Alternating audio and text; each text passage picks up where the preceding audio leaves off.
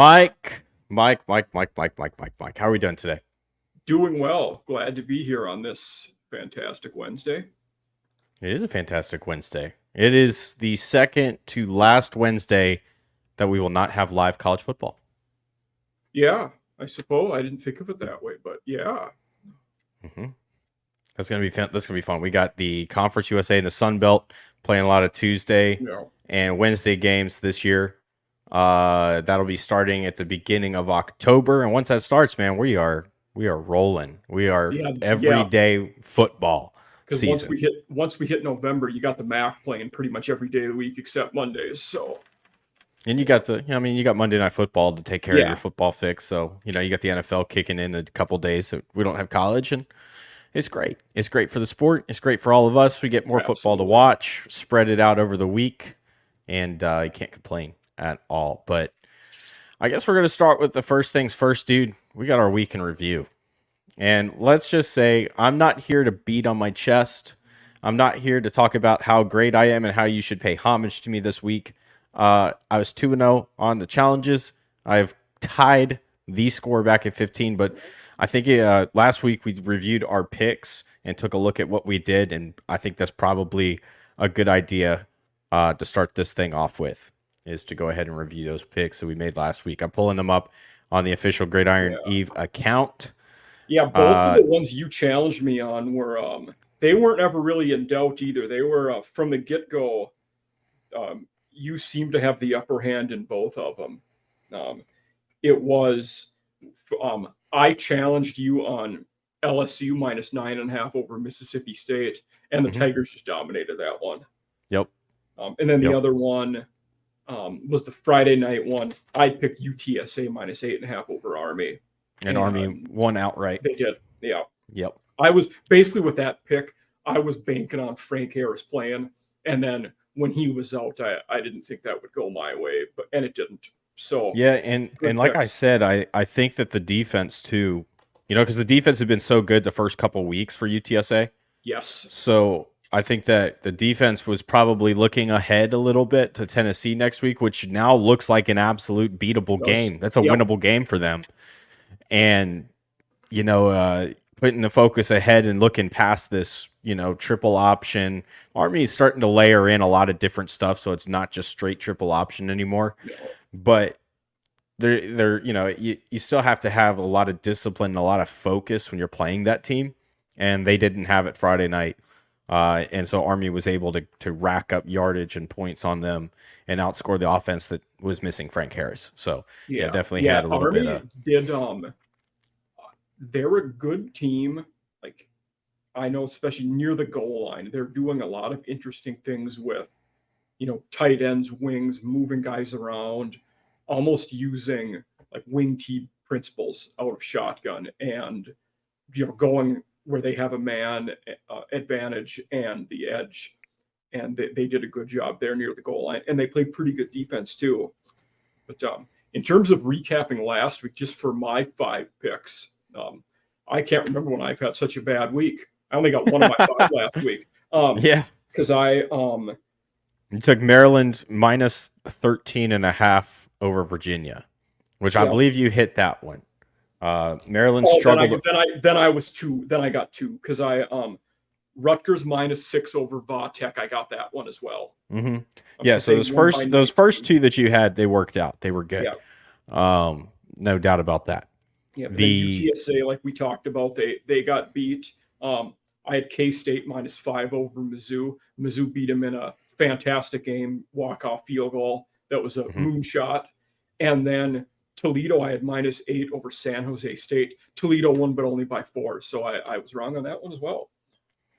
And you said you're going to use Toledo a lot, so I'm hoping that you continue to do that and it goes my way. That'd be great. That'd be awesome. Come MAC time, I probably will. I think they'll be a good MAC team. Absolutely. So I took, obviously, we talked about it, LSU 9.5 over Mississippi State, which you challenged and lost. LSU dominated. That was honestly a really impressive game, I think, from Jaden Daniels. Yep. Finally, about time we saw him show up. I think he took a step forward, too, as a quarterback in that game. Yeah. Liberty minus 3.5 over Buffalo, which I hit very nicely. It was a not even close contest. Liberty stormed over Buffalo. I took San Diego State plus 24.5 over Oregon State. They covered. I hit that one. And that's when things started to go bad for me. Western Kentucky plus 27.5 over Ohio State. Ohio State's offense came to life. You said you didn't want to touch it. You were afraid of that. That's exactly what happened. Western Kentucky. It wasn't 63-10 or something final. 63-10. Yeah. So Ohio State covered that easy. And then Arkansas at minus 8.5 over BYU were shocked at home by the Cougars, the Mormons, and down they went outright. So they definitely did not cover. They lost outright. So so you ended up 2-3 on the week. I ended up 3-2, but I won both of the challenges. So we are officially tied in points at 15 on the season. So this is a big week for both of us, I think, because we got a contest that we have to win at the end of this year. So absolutely, yeah. There's a couple games that we're not going to touch on in our rounds this week that we wanted to make sure that we talked a little bit about. We're going to start right there. Florida State at Clemson. This is a huge game. So when you look at the polls and you see that Clemson is not on the polls anywhere, at least not on the AP top 25. I think they're on the coaches, but they're not on the AP top 25. They're at home against the fourth ranked team in the country, and the fourth ranked team in the country is only a 2.5 point favorite. Yeah. So the biggest thing to me with Clemson, they took that really bad loss to Duke week 1. They struggled in the first half against Charleston Southern the next week after that, but they seem to have hit their stride on offense. When you go back to the Duke game, it wasn't a terrible performance outside of the red zone for the Clemson offense, as they were able to drive the field, get down the red zone. It was 3 red zone turnovers that if they convert those into points, it's a much closer game, and it's probably a contest at the end. But that's what happened. It was 3 red zone turnovers, killed 3 drives straight out, and they lost 24-7 to Duke. So Florida State, on the other hand, Mike, obviously they came off of a really tight game in the bandana game, the red bandana game against Boston College last week, squeaked out of that one 31-29. A team that we've talked about a little bit this year, just not having really any juice. I believe did that make them drop to 0-3, or are they 1-2 on the year? They're 1-2. They in week 2 they played FCS Holy Cross and squeaked by. Yeah, 24-21. That's right. I think it was 31-28, but yeah. But and then they had the loss to start out the season to Northern Illinois in the MAC. So not a very strong team. It was enough to bump Florida State down a spot in the polls this week. They went from 3 to 4. Yeah. So what's your take on this thing? I don't think we're making picks on these because these are there's a reason why we didn't pick these in our games. I don't have a lot of confidence in Jordan Travis being healthy right now, which makes them an unplayable pick for me this week. When we were here week 1, I said the Seminoles would be one of my playoff teams. If they get past this game in Miami, I think they still get there.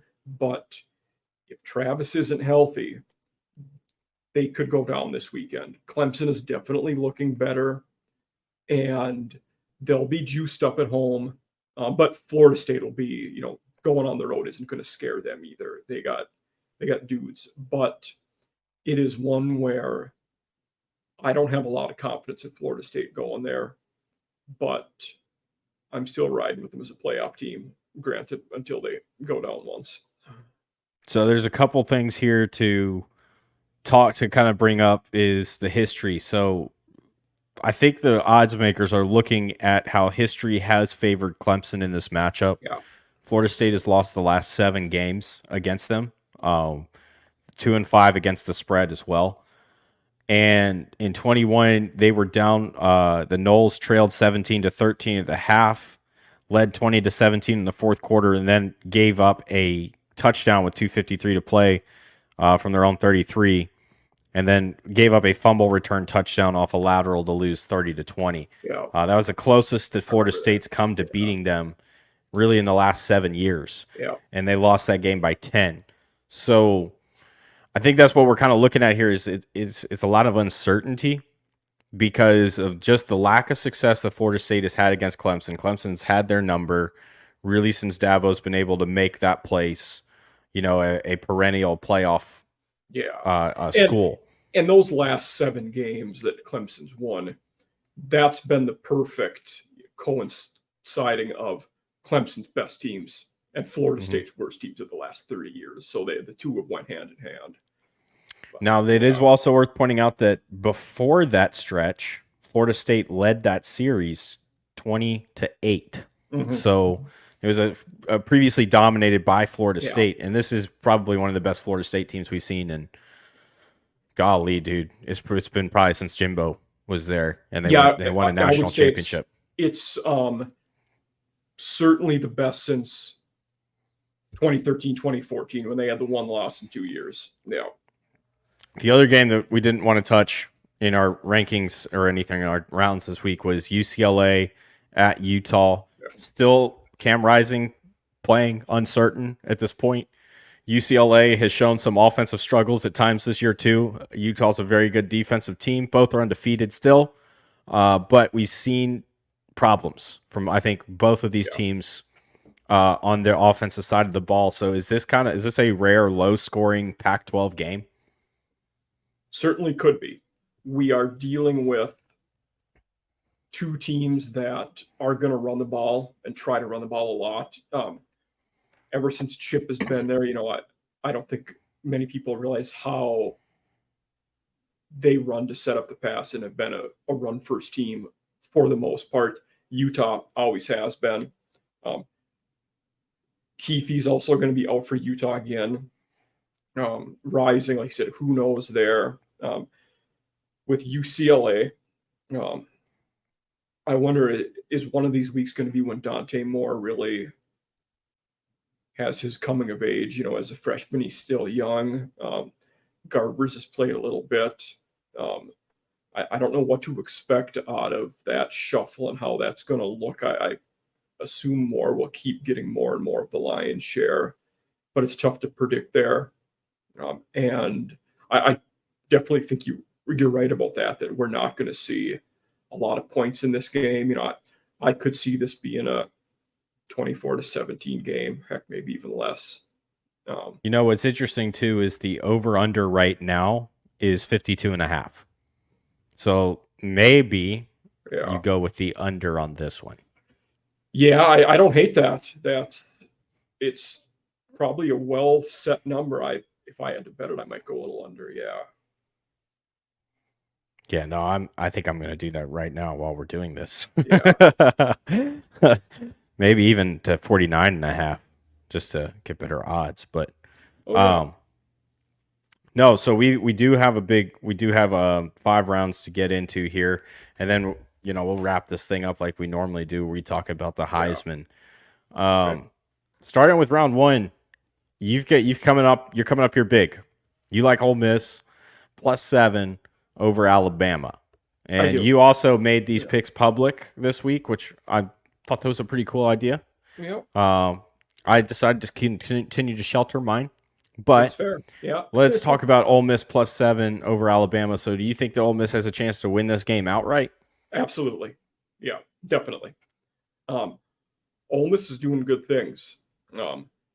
Jackson Dart, who I was not high on after last season, I think he was below average last year. Clearly is playing well so far. I mean, he's thrown for almost 900 yards through the 3 games. He is also their leading rusher to this point. A lot of people wouldn't have thought that. Granted, Judkins didn't get a ton of touches last week when they played Georgia Tech, and then they had a tough game against Tulane before. But I expect Judkins will be back and at full strength this week. Watkins has been a heck of a receiver for Ole Miss as well. And on offense, Bama just doesn't have it this year. There's been a lot of, public things about who their QB is. It was Milroe, then it was, they have to switch and they have to, it has to be Buckner or Simpson. Now everybody, they have to go back to Milroe. The guy isn't on that roster. They don't have him, at least to be where they want to be, and at the national elite level that the Tide expect to be. Alabama's defense is pretty salty. McKinstry and Dallas Turner are future players on Sunday, and they were good last week as a defense. South Florida's pretty garbage on offense, to be fair, but Bama did what they had to on D. But on offense, Bama has a young offensive line who is not picking up blocks well. They're really big, but they still can't run the ball all that well yet. I think they will try to run the ball more, both with Milroe and McClellan. I think by saying Milroe is going to be the starter, you're committed to running the ball more because he can't throw. So I think there's too many limitations for Bama right now to beat a good team. Now, they certainly could. There's enough talent there that maybe they'll surprise me and come out and get a W. But I feel like everything at Ole Miss, everything Lane has done there, and everything they've worked towards is for this Saturday. This is, in a ways, their mini Super Bowl. This is the time they can finally knock off Alabama. And that's something they haven't done in a long time. And that's why I'm picking the Rebels this week. I think they smell blood in the water, and they know Bama's down, and they're not going to let that slip by. So the former Alabama defensive coordinator, Pete Golding, is now the defensive coordinator at Ole Miss. Bama has won 7 straight against Ole Miss. Yeah, they have. 3-4 against the spread. Bama is 7-0 against the spread, straight up, and 4-3 against the spread in SEC home openers since 16, and their last loss was to Ole Miss in 15. If you remember that game with the crazy, there's some crazy plays in that game. Wild game, yeah. And so, I think that's what I kind of look at here. I feel like every time we say that Alabama doesn't have this or Alabama doesn't have that, they figure it out. I mean, every time in the last 12, 13, however many, I guess it's been over 15 years Saban's been there now. They've been able to make. I think this is year 15. Yeah. 15, they've been able to make, and they've been able to come up with an answer. And so I'm going to go ahead and challenge you on this because I like Jalen Milroe. I know that people say he can't throw the ball. He's definitely not as efficient at it. We've seen him hit that deep ball, though. And to me, I think that this is a game, that Texas loss, and then following it up with that poor performance. Now, that poor performance wasn't just, I don't think it was just a poor performance because they're bad. I think it was a poor performance because the field conditions were ridiculous there was for a that lot game. Going on there. And they had a pause, and they had the rain delay, the weather delay, and it was soaking, sopping wet. I think that messed with it a lot and messed with what they wanted to do. And so I think that game is an anomaly, and I think that Alabama is focused after those last couple games. Saban has a way of motivating his guys, and I think Milroe's a much better quarterback than everybody's giving him credit for being. So I think that Alabama is going to cover this one. So I'm going to go ahead and challenge you on that to start this thing off. Okay. Now, I like North Carolina State minus 9.5 over Virginia. This is a big game for North Carolina State. It is. Especially for Brennan Armstrong, their quarterback, who is a transfer from Virginia. We haven't seen a whole lot from Virginia this year. The toughest game, really the best game they played was against James Madison, and they still lost. North Carolina State had a rough go with Notre Dame. That was another game that was marred by weather. And I don't think that messed with them at all that much. I think that the offense still has some limitations, but that defense is pretty darn good. And Brennan Armstrong's going to come out here, and he's going to play with his hair on fire, literally, because this is his old school. This is a big game for them. And North Carolina State, I think, puts this one away at 9.5. I like it. I like them by 2 touchdowns. Yeah, I agree with you on that one. I think Virginia is the worst team in that conference, and they're one of the 2 or 3 bottom P5 teams, I think. I don't see him keeping this one close. NC State's D struggled, against Notre Dame. They gave up 45. Their D looked pretty good at UConn in the season opener, and then against VMI last week. And for Virginia, Colin Drea, the QB, just hasn't shown me that he can beat a decent defense like this. Their team, as a team, they've been very ineffective at running the ball. Virginia does not have a single runner who has over 100 yards for the season through 3 games. So I do like NC State to cover that 9.5. Yeah. There's a really good chance they still may not have a running back with over 100 yards rushing when they come out of this game because North Carolina State has some bodies. But speaking of Virginia, you're going back to Virginia. You're going James Madison at -5.5 over Utah State. I am. The Dukes, they have been a solid team so far. And they came up last year. They were solid. And this year, they have been a pretty solid team. Hold on. I had some things drawn up about them specifically. Utah State's not very good either. I'll talk about them first. Terrell Vaughn is an absolute stud receiver for Utah State. He's about all they have, though. Lagasse isn't great. Faison is okay at running back, not fantastic, though. But I think for JMU, McLeod is a good quarterback. They had Alonze Barnett had started the opener and was awful in that first half. McLeod came in the second half of the opener and has been the guy ever since. They're really balanced on offense. JMU, they're throwing and running for right around 200 yards a game in both. I mean, that's tough to match up with. The game is in Utah, which going from East Coast out west, it can be problematic at times. But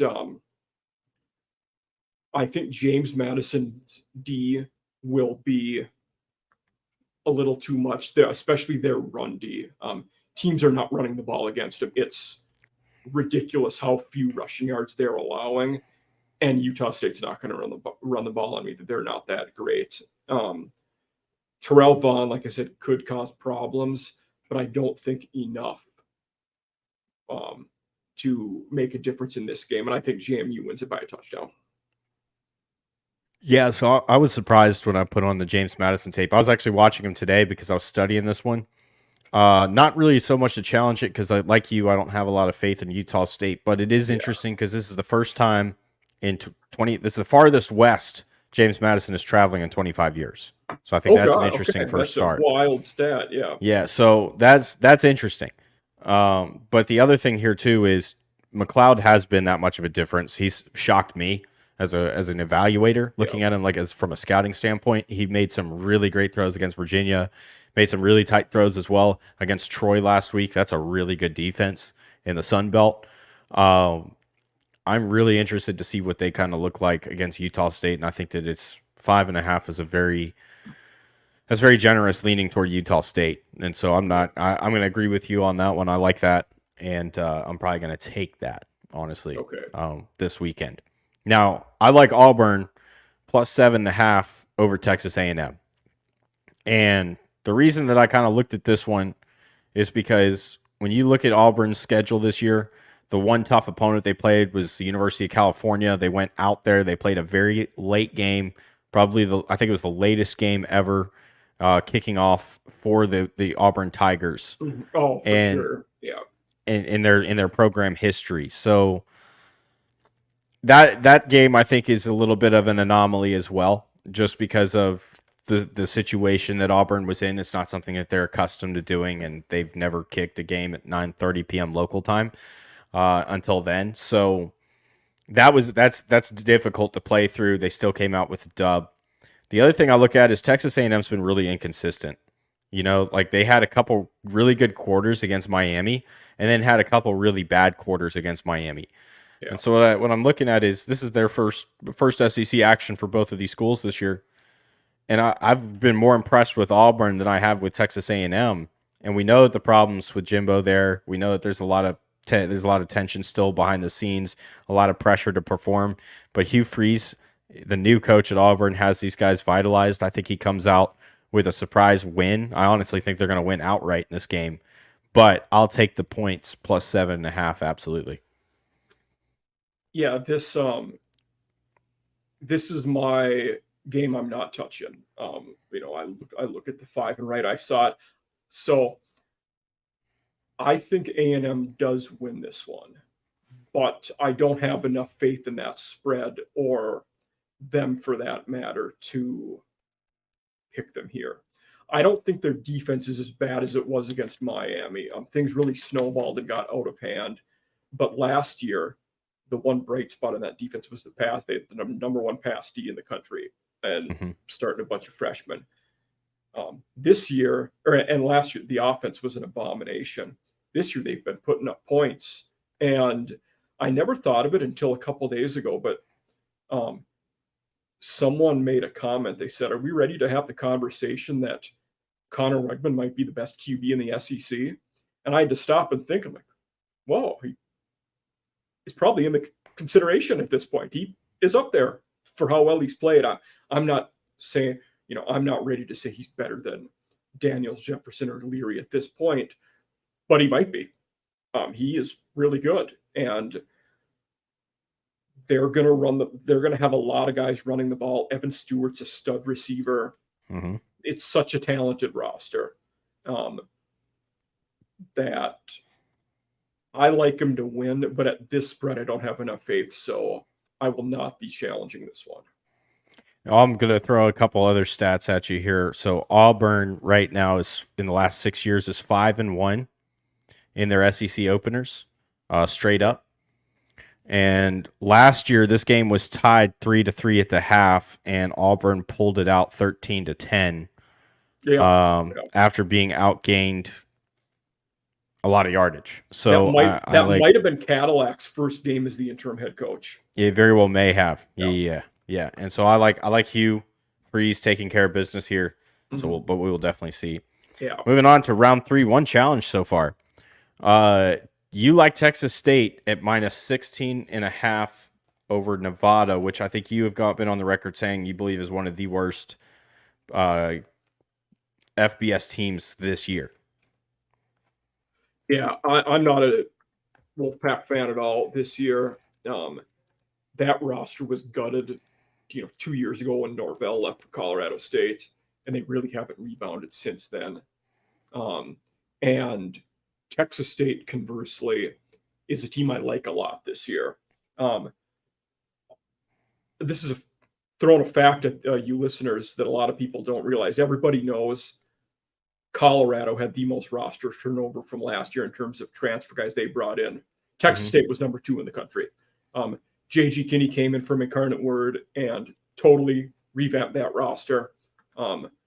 They have brought in 2 SEC QBs, T.J. Finley, who was at Auburn, LSU before that, and then Malik Hornsby from Arkansas. There was kind of that battle for who would be the guy. It's been Finley, and in 2 of their 3 games, he's been lights out and played extremely well. I mean, they had 56 points at halftime last week. They have receiving-wise, Cole Wilson is playing really well for them. They kind of have the 3-headed monster at running back with Ishmael Mahdi, Denario Davenport, and Calvin Hill, in addition to Malik Hornsby when he comes in, just runs the ball a ton. But receiving-wise, Wilson, Joey Hobart, Drew Donnelly, and Ashton Hawkins, who was last year's leading receiver, everybody thought would be the best one. Now, when they get more into conference play and get more consistency, I think he will emerge as that guy again. But this Texas State team is going to put up a lot of points, and I think they cover this one. I think they win this one by 24, 25. The one reason I think I could take a bad beat on this one is if Texas State does like last week, where they were up by 30 at halftime, and none of the starters played the second half. Hornsby played the whole second half at QB. So that obviously could affect it, but I'm going with Texas State to cover this one. Yeah, this is my game in your slate that I'm like, I'm not touching. Yeah. And it's because that spread is so big. There's no real statistical, or historical analysis to give me any idea of what this looks like. I don't like that. I'm not touching this one. I think Texas State wins. I just don't know if it's by 16.5. Yeah, I think I get that. and that's kind of what concerns me with it. Nevada hasn't been all that impressive this year. I don't think, at least, unless who did they play last? They have not. Who did they play last week? About that. I gotta look at the schedule real quick and make sure I'm getting this right. That's this right. They 24-31. They lost to Kansas last week. That's right. It was I think it was a very tight game. Yeah. Very tight game. Which is interesting. Because Kansas is one of those teams I really like this year on the offensive side. Mm-hmm. And they had a lot of early struggles on the road in Nevada. This is not on the road. This is at Texas State. So, it's just not something I want to touch, personally. I get that. Yeah. I like Western Kentucky at plus 3.5 over Troy.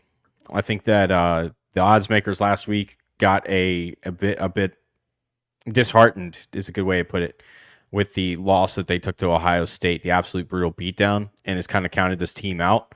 I know that Troy's one of the best, Sun Belt. I said it earlier, they're one of the best defenses in the Sun Belt, if not the best. They're a great defense, but Austin Reed's a legit quarterback. And Malachi Corley, his receiver, is a legit NFL wide receiver. And they've got pieces and tools that they can beat and score points with. This is a team that it usually doesn't matter who they play. Outside of this Ohio State game this past week, where just things kept going wrong for them, this is a team that scores a ton of points. And they've done that. They did that last year. Up until last week, they've done it this year. I think they're going to continue with that trend. And they're going to get Troy in. They're going to put Troy in a position where they're going to have to win a shootout. And I think that Western Kentucky wins that. I don't think Troy has that. So I like them winning straight up, but I will definitely take 3.5 points. You could hit the challenge button, John. I got the Trojans in this one. Dang. I like challenges. And it's almost directly related to the last thing you said. I think Troy makes it so it's not a shootout. I think they can slow this down enough with Kamani Vidal. Gunnar Watson's a good QB. Barber and Lewis are good receivers. But combined with Troy's run game and how well they're playing defense, I think they can make this to a game where WKU doesn't score 40. I think it'll be more manageable. If it does get into a high-scoring shootout, Western Kentucky probably gets some. I don't think that happens in this game, though. I believe that Troy's favored for a reason. And I think in this one, the 3.5 scared me a little. When it was at 3, I was like, oh, I love this one. And even before you challenged it, or you picked this one, like I thought that was an interesting one, and I like Troy. But when it got up to 3.5, it's like, it's a little tougher, but I'm still going to go with Troy in this one. So I like him. Moving on to round 4, we got 2 challenges now. I've got you on Ole Miss over Alabama. I think Alabama covers, and you've got me now on Western Kentucky. You think Troy covers. So this is one of the biggest games. We're actually around this round 4, 2 really big games this week. Yep. Notre Dame plus 3.5 over Ohio State. So talk about that one, Hugh. What are you thinking? It's like you said, obviously it is a big game. And we have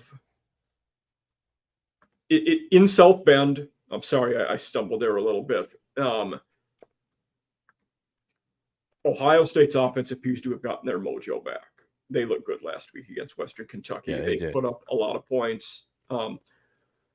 McCord seems to have it figured out, though I feel like playing against a legit defense like Notre Dame, he could have some problems. It's not going to be like it was last week for him.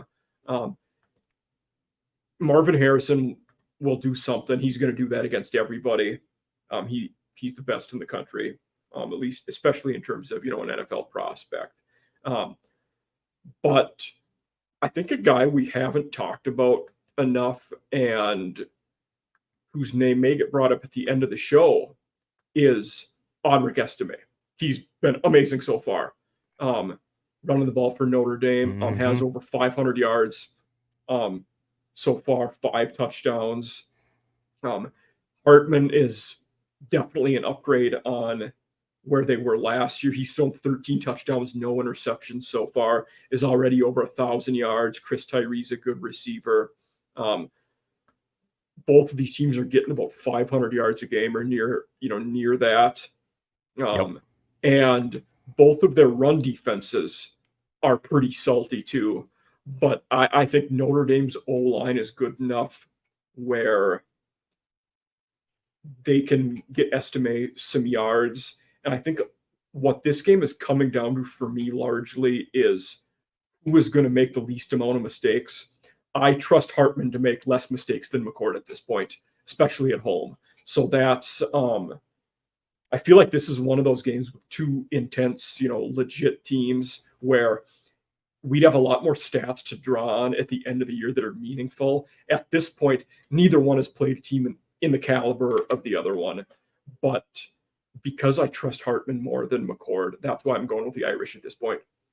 Yeah, that makes sense. Sam Hartman's looked great. The Navy offenses look great. You mentioned Audric Estime. He has been an absolute game changer for them this year. They've scored 52, 56, 45, and 41 this year. Just a couple interesting stats here on this. Last year, Notre Dame led Ohio State at the half 10-7 and were shut out in the second half, losing 14-0. Granted that they had a quarterback injury and Drew Pine was the quarterback for that game, so it wasn't Sam Hartman, obviously. But the other thing too is that Notre Dame has dropped the last 5 against Ohio State going back to 1995. Yeah. They've lost 5 and it was a long stretch. 1-4 against the spread. So history's telling me that Ohio State, when they play this team, figures it out. Last year, they figured it out as well. Now, I'm right there with you. I've not been impressed with Kyle McCord this year. The thing is, in the Ohio State offense, we were talking about Audric Estime being the big stud. They've got 3 stud running backs over there in Ohio State. Yeah. Between Trayvon Henderson, Trayman Edwards, I think, and then Edwards. Yeah. And then Mayan Williams. Those 3 are an absolute killer. And then when you have all the receivers on the outside, you don't have to be a great quarterback to distribute this ball with these types of playmakers. Mayan and Tremaine are both excellent receivers out of the backfield. They've got one of the best tight ends in the country in Cade Stover. Yeah, he's good. You mentioned the best wide receiver in the country, Marvin Harrison. They've got a couple others there. Migby Ukba is really good too. And I can't. I have to. I'm sorry. I'm challenging you on this one. I get it. Yeah. And it's because I think Ohio State has it on the defensive side to make life difficult for Notre Dame. And I don't think Notre Dame has it on the defensive side to make life difficult for Ohio State. And so I think that it comes down to Ohio State scores 31st and they win the game. They might. To that point, I think 30 points wins this game because both defenses are good enough. Yeah. Yeah, absolutely. Yep. So I like Colorado plus 21 over Oregon. Okay, hold on. Let's get this right. I like Colorado 21 plus 21 over Oregon. Yeah. Because you know what? You know why I like Colorado? You know why I like Colorado here? Why? Because my mama, she didn't teach me to take my hat and my sunglasses off when I'm talking to adults. Oh, just beat your chest, John. I like it though. Yeah. No, but seriously, Oregon has absolutely been a dominant team this year. Don't get me wrong. Okay. The 3 games that they played so far, I know that was a really tough one that they played against Texas Tech. Texas Tech also was juiced up for that. There was a lot of reasons for Texas Tech to be involved in that game, especially when you got a quarterback going against his old school. But outside of that, this offense has scored a lot of points this year. I think that that's going to continue. I think that this is a team that's going to be able to run the ball over Colorado. They're going to be able to commit to it and then be able to throw off of that with Bo, and Bo's going to be able to sling it. I'm not convinced that Oregon's defense is going to shut Colorado down and keep them out of this thing, because Shader Sanders is an NFL quarterback. Let's just be honest, man. He is an NFL quarterback. He's shown us everything that we need. He's been really great. I know that he's missing a top target. I know that they're missing their corner, Travis Hunter. I think that they've got enough depth on that back end. It's not going to bug them too bad. And at the receiver position, they've got a lot of depth. At the running back position, they're deep. They're deeper than Oregon at running back right now. We know that. And Colorado's going to be able to stay in a shootout with these guys, I think, just because Oregon's defense is not that is not that good. So I like Colorado covering this. I don't know if Colorado wins. I hope they do. I think we're all Colorado fans now. Like with I think we're all behind Coach Prime. But I think that they cover this absolutely. That's just too big a spread to leave there. This is one ever since I looked at the line, I waffle on it. I think the line is set almost exactly where it should be. And I think that I underestimated how good Oregon was going to be going into. Like, I thought, week one we were here, and you asked dark horse for the playoffs, and I said Washington, who, by the way, still could be. They look great as well, but Oregon is really looking good. I mean, they played a 3/4 of a bad game against Texas Tech and still came out with a W in that one. They don't have many weaknesses. They're doing about everything well. But based on how I saw their defense look against Texas Tech, I don't trust them to cover 21 points in this game. They might, but they might win by 10. You don't know. Or does it get into a back and forth shootout and it gets down to 7 or 8? I do think Oregon wins this game. I think Oregon is a really good football team, but this is a game I thought about challenging, but I just can't do it based on that spread. Yeah, absolutely. I get that. So we're at 3 challenges now. I've added to it, challenging you on the Notre Dame plus 3.5. I like Ohio State. Moving on to round 5. You like South Carolina minus 4.5 over Mississippi State. Yeah, we're finding some joy. I think Beamer and the Gamecocks get back on track. They're the only SEC team right now with a losing record. Granted, they've played 2 ranked teams. Lost to North Carolina in the opener, and then they went to Georgia last week, where they looked really good for 3.5 quarters. They just couldn't get it done, but they were competitive that whole game. They did not look out of place. Spencer Rattler is playing pretty well. Yep.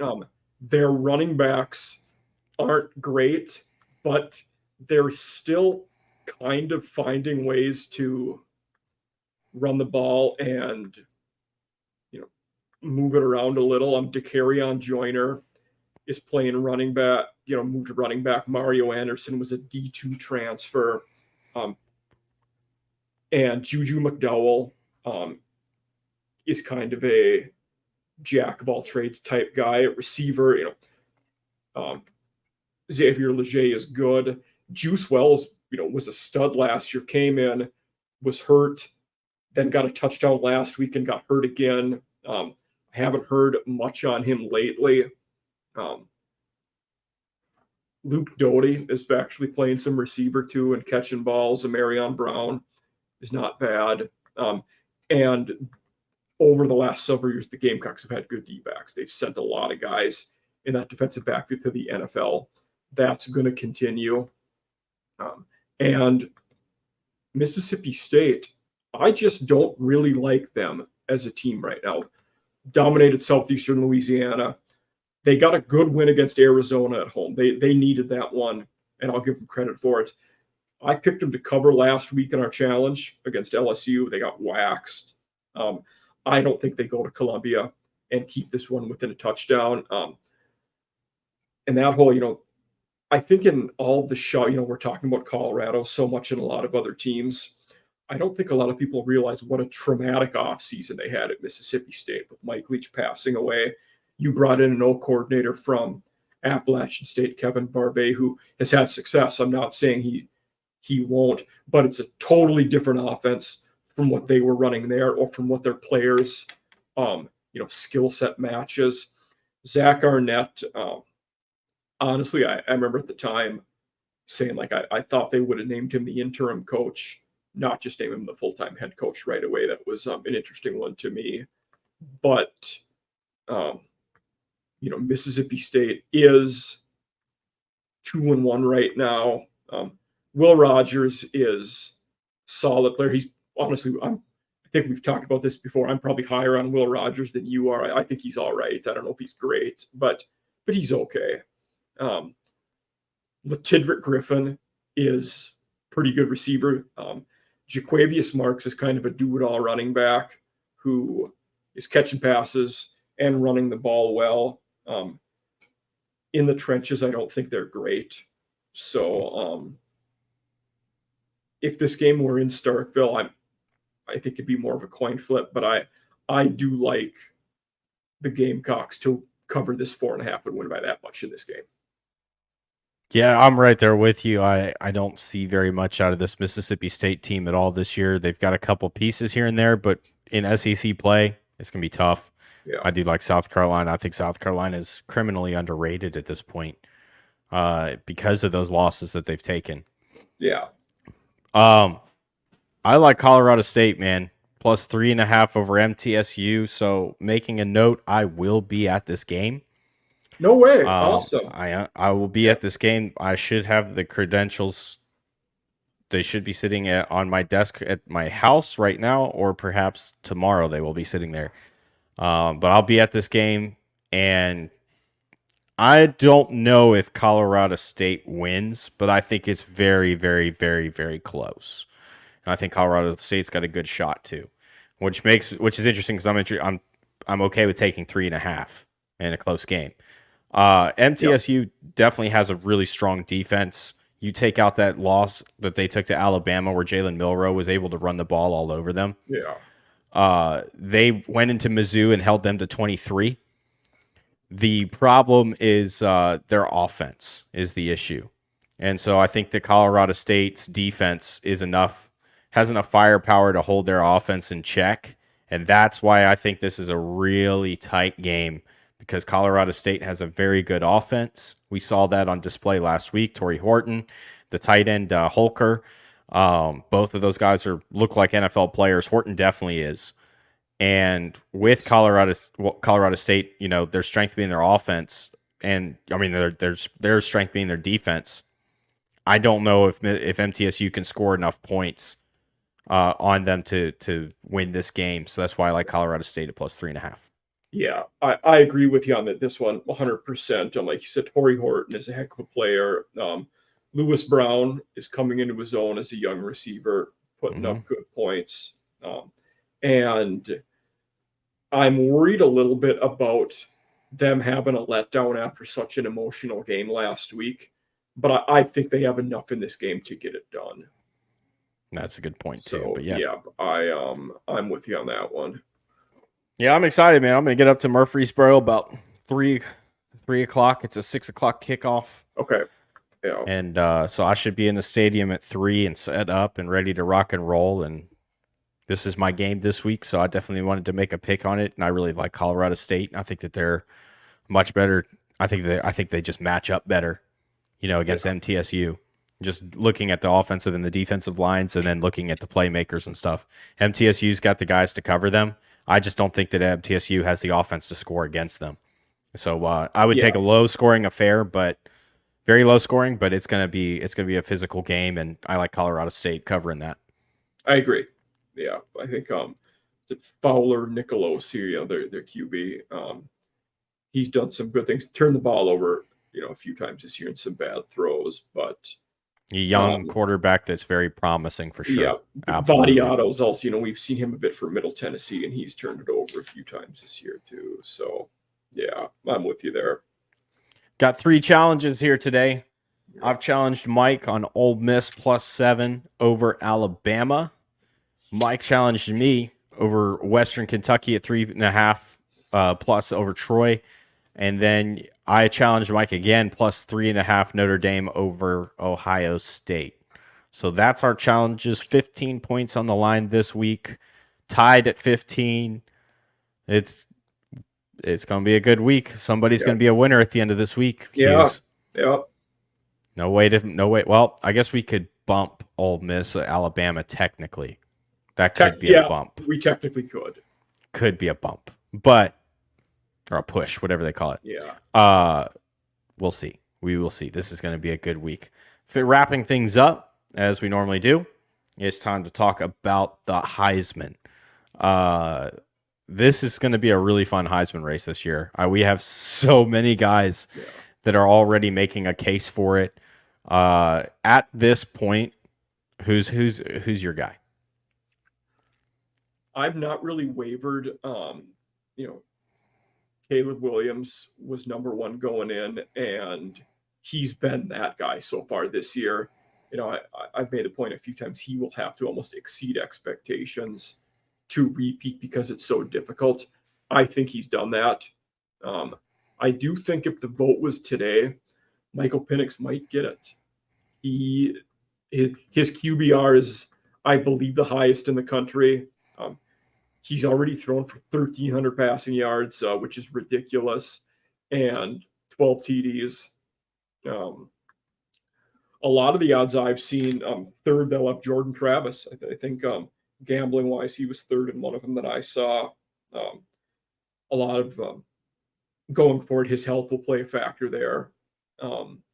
And if we're talking about Williams, Penix, Nix, Shitter, Sanders, the geographical voting blocks will play a huge role here. We're not going to, even if those 4 are the 4 most deserving, they won't finish 1, 2, 3, 4 because that's not how the votes work geographically. They'll take away from each other too much, especially Penix and Nix, I think.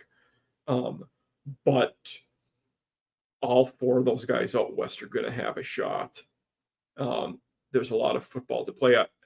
I still believe Williams might have to have that signature moment to repeat, but God, he looks so much better than anyone else when he's playing now. I mean, it's like the game is just moving so slow for him, and he sees everything that's going on and knows what to do. But for me, him and Penix have separated from everybody else a little bit. And I think they're definitely the first 2 now. We said a couple weeks ago, if Quinn Ewers beats Alabama, he's in the discussion. He probably is.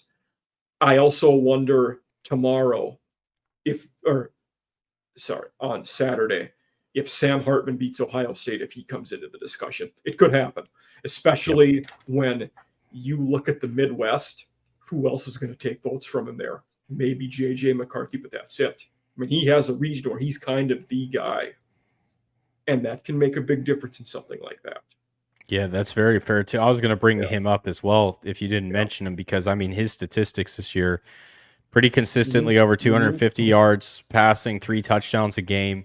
He's been very consistent, and we kind of know, consistency is the key with these guys, especially in the Heisman race overall. If you can stay consistent throughout the year, that's what does it.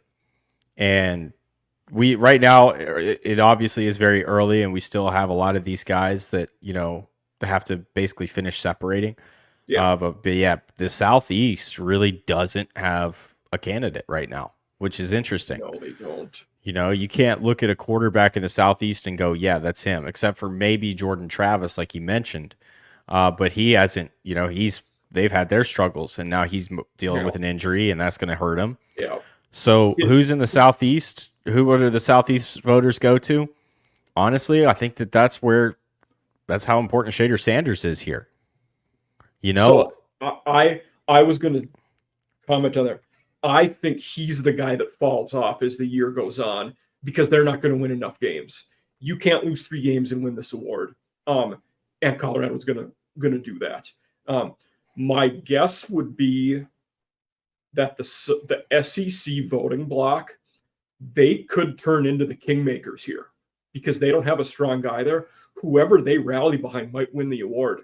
Could be Penix, could be Caleb Williams again, could be Hartman. Is it going to be Quinn Ewers? It could be anybody. I don't know. Yeah, that's also fair too. It just depends where they go. I don't know if Colorado loses 3. I think if they come up here with a big game against Oregon, I think that changes a lot. I'm going to look at their. I know that they've got a tough schedule. There's, USC is on there. UCLA is on there. USC's the week after Oregon. So I think they lose the next 2. Then they'll beat Arizona State. They'll beat Stanford. At UCLA's probably a coin flip. Oregon State, another coin flip.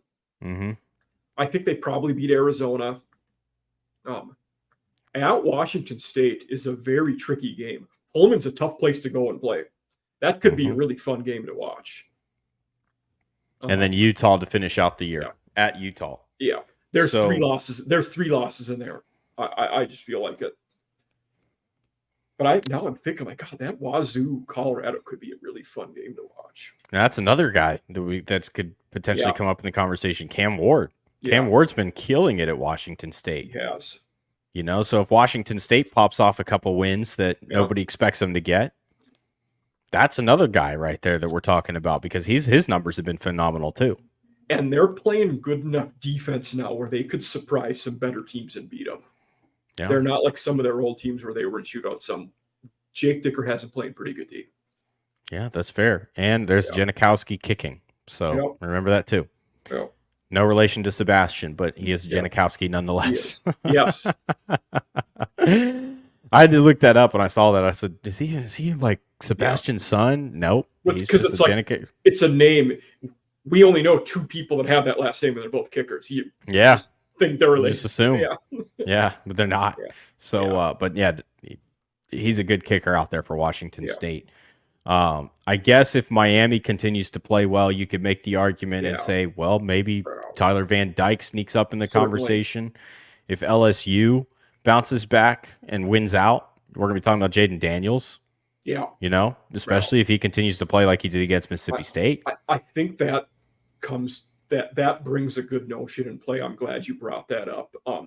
If anyone in the SEC West pulls away with that division, one of their guys can come in this discussion.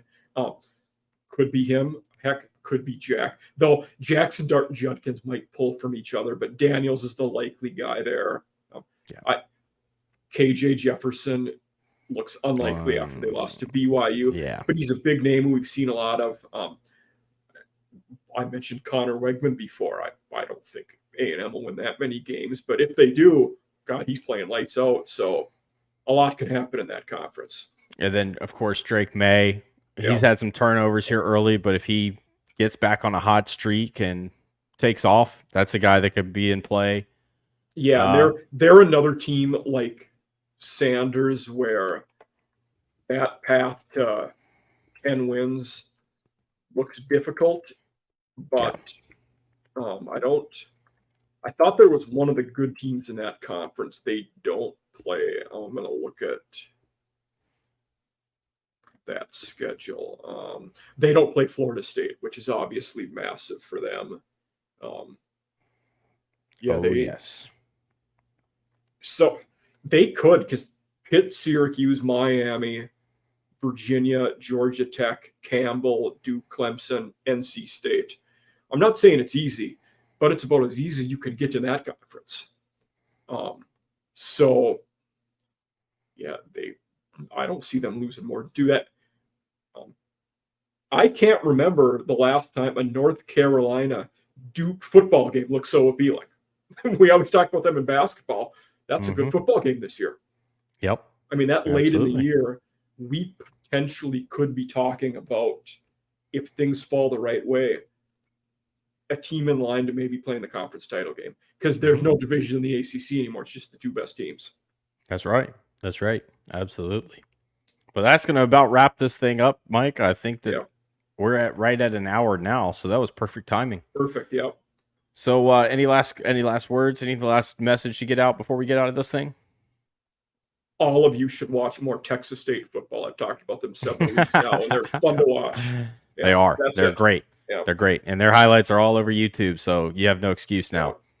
But for Mike Huesmann, you can follow him on Twitter, X, whatever it's called now, at Huesmann CFB. For the show, you can follow on Gridiron on X at Gridiron Eve. I'm John Vogel. Follow me on Twitter, X at Draft Vogel. We're going to come back at this next week. We'll see who the winner is. Yep. Back here next week on Gridiron Eve.